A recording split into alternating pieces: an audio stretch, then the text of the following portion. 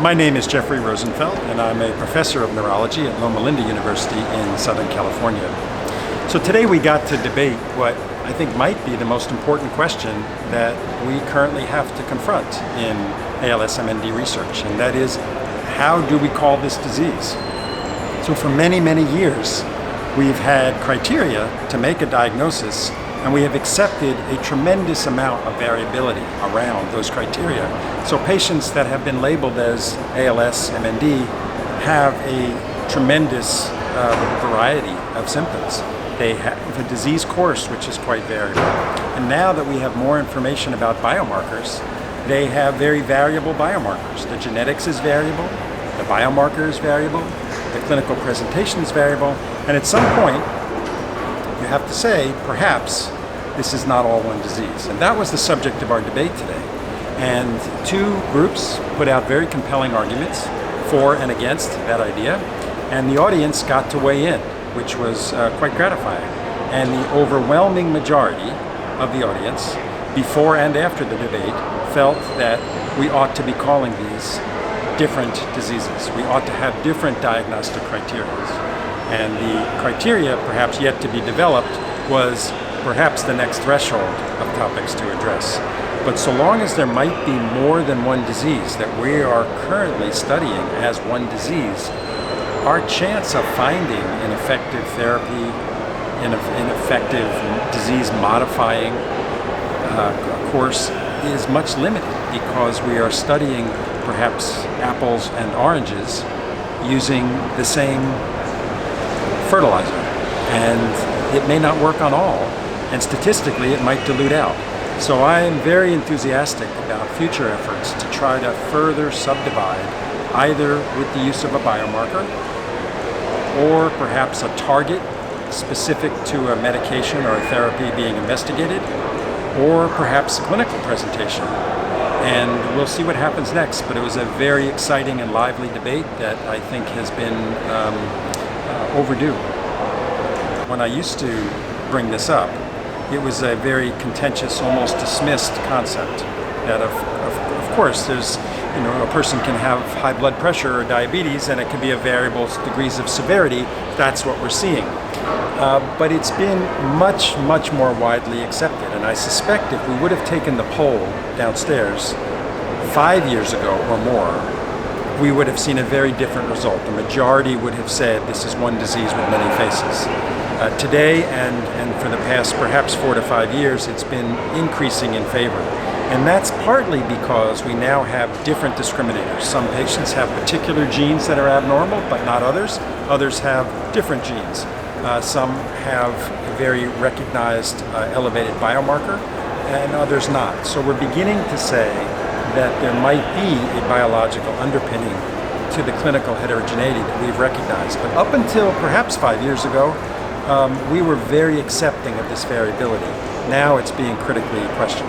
One idea at splitting up the heterogeneity has been to use a stage, as Dr. Al-Chalabi did, stage the disease, and he found that there are different stages of the disease, and it makes sense that certain stages of the disease might respond differently to different medications or timing of medications. And that theory is yet to be proven, but certainly is a very strong possibility. There are other types of discriminating clinical features other than the staging that he presented, which might also be considered. And so I think this is an incredibly exciting time, because it's what we in science we call paradigm changing. If we change the rules of how we make a diagnosis, everything changes. And we have to then think back, how many of those drugs that we tested and put back on the shelf, how many of those actually might have helped a subset of patients? And invariably, when we do a clinical trial today, where we lump everyone together, there invariably seems to be a group of patients that claim that they got benefit. And we attribute it largely to a placebo effect, or perhaps wishful thinking type effect. But what if there is a subset, or there have been a subset of patients in a variety of these trials? So I don't suggest that we're going to go back and restudy all the drugs of the past 30 to 50 years, but I think we're going to approach drugs of the next years with a different lens. And that lens might be a target marker to say maybe this drug doesn't have a chance of helping you because you don't have this particular biochemical feature which suggests you're going to respond. Or maybe this clinical presentation gives you a much higher likelihood of responding to this particular therapy. And that's where I think one of the major emphases in future clinical trial development has to be. The hope is that a new way of thinking will bring success faster, but it doesn't come without obstacles. We have obstacles from the pharmaceutical groups who sometimes think that if they don't make the drug acceptable to all ALS patients, their ability to market that product might be limited, and as a result, perhaps not profitable to do the investigation. There are obstacles at the regulatory level where regulatory agencies like very much to have a justification for any kind of skewed enrollment. So they tend, especially in the US, tend to be a little bit more encompassing than selective. And that thinking has to change, but it will change when we get more evidence. When we get more evidence that there are specific responders to certain selective treatments and there are specific biomarkers or target-induced markers that will change with specific drug therapies.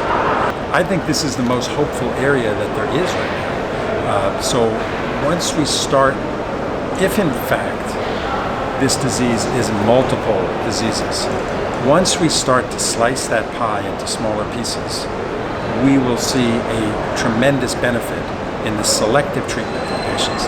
You know, it's not that different, as was pointed out in the conference this morning, it's not that different than the way we think about other very common diseases, even in neurology. We think about MS as different types of MS, and it's characterized by its clinical presentation, relapsing, remitting, progressive disease, and so on. The same with epilepsy. There's focal epilepsy and generalized epilepsy and complex partial epilepsy, and those largely have different treatments.